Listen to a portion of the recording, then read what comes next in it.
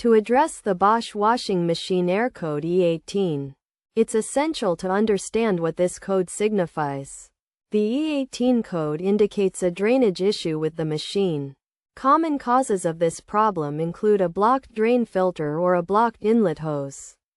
To resolve the issue, several solutions can be applied. Unclogging the drain filter is a crucial step, which involves turning off the washing machine and removing the main plug. Then opening and removing the service flap.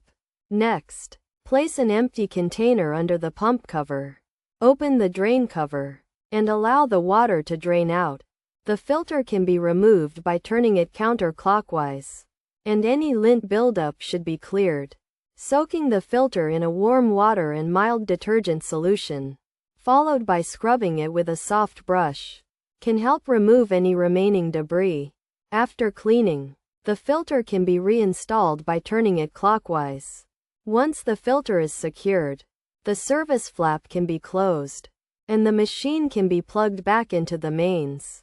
Additionally, inspecting the inlet hose for any kinks or clogs is necessary, and straightening or removing any blockages can help fix the problem. By following these steps, the Bosch washing machine error code E18 can be effectively resolved.